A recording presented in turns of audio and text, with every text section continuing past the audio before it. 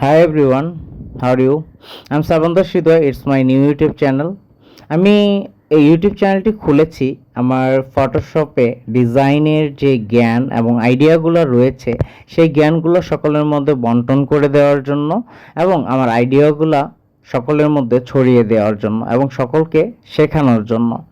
তো আমার সাথে থাকার জন্য এবং আপনাদের যদি শেখার আগ্রহ থাকে অবশ্যই আমি আপনাদের শেখাবো।